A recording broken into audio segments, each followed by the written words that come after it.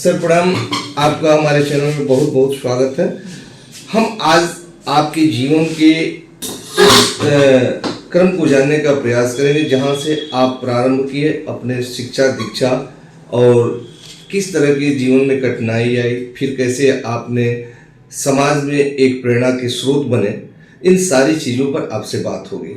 Sir, आपकी पढ़ाई कहाँ से स्टार्ट हुई थी? आप सबको पहले मैं प्रणाम करता हूँ। और एक मैं सफल किसान के पुत्र होने के नाते उस काम में भी मैं था।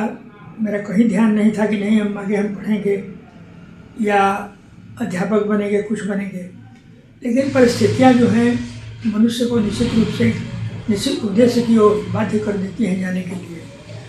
और मैं 10 यहीं से इंटर कॉलेज धरही से मैं 1962 में पास हुआ। और उसके बाद से मेरे मन में भावना जागृत हुई कि हमारे अगल बगल जो है सभी पढ़े लिखे प्रिंसिपल, प्रवक्ता या अच्छे अच्छे लोग हैं, तो हम लोग भी क्यों ना अच्छे बने। और कुछ हम लोग साथी मिल करके एक संघ की स्थापना किया, नवसंघ। उस समय बिना कोई विज्ञान नहीं था कि नवसंघ कैसा है। खेलना कूदना, पढ़ना, इंटरव्यू लेना, वहाँ पर परीक्षा कराना, सब काम हम लोग शुरू किए।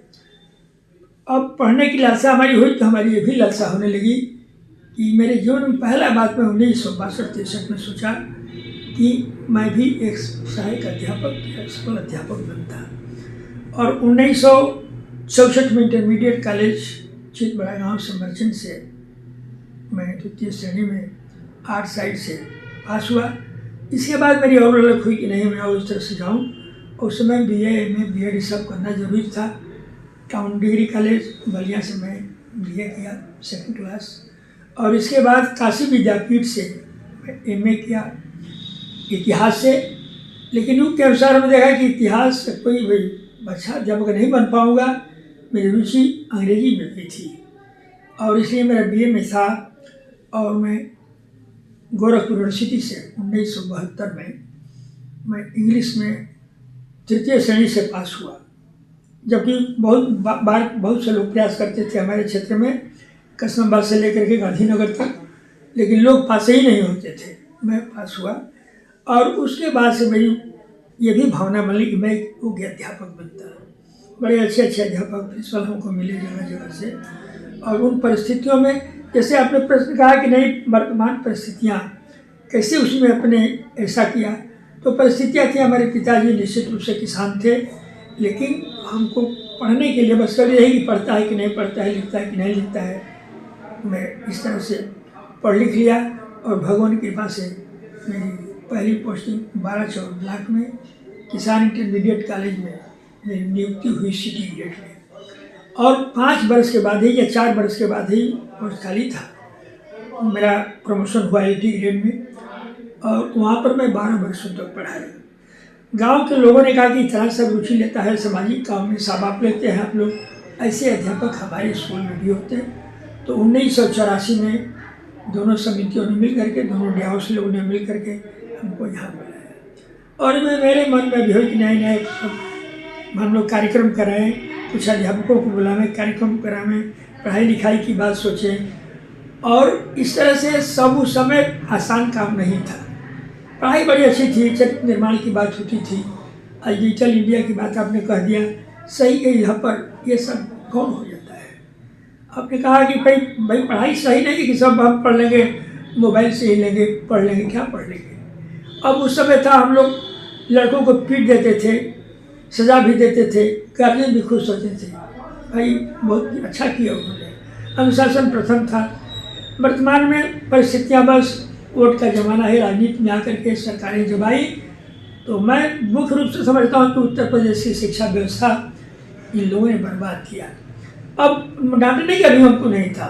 जब सपा की भाजपा की गवर्नमेंट आई तो हम उसका मानसिक संतुलन लड़के का बिगड़ जाएगा, आपको सजा होगी, हम बोल नहीं पाते थे। बहुत से अध्यापक, बहुत से लड़के, वर्तमान थोड़ा सा और समय बीता तो एक से एक मुश्किल सपा का साम्राज्य हुआ।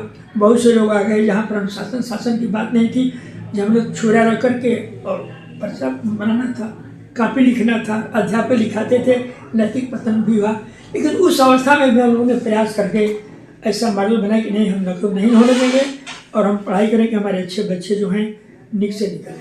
तो ईमानदारी से हम लोग 42 वर्ष में निश्चित अपने पढ़ करके और आप लोग के सामने में साक्ष्य के रूप में हर कार्यक्रम में भी मैं यथाशक्ति सहायता भी करता हूँ और मैं ठीक से हो, कायदे से हो और हमारे अच्छे लड़के जो हैं उसमें आगे बढ़ें, क्योंकि अनुशासन नहीं रहेगा कोई खेल, कोई शिक्षा संभव नहीं हो सकती। सबसे बड़ी बात है सर कि आप लोग जब बचपना में थे उस समय अभिभावक पढ़े लिखे नहीं थे, उन्हें अक्षर ज्ञान के अलावे और यह नहीं था कि हम अपने बच्चे को कैसे पढ़ा सकते हैं, लेकिन उस परिवेश में भी एक अनुशासित व्यवस्था के अंतर्गत उन शिक्षकों की सानिध्य में आप लोगों ने शिक्षा लिया, जिनको यह अधिकार था कि आपको माँ बाप की तरफ से डांट सकते हैं, आपको पनिश कर सकते हैं, और उसका परिणाम हुआ कि आप एक योग्य शिक्षक बने।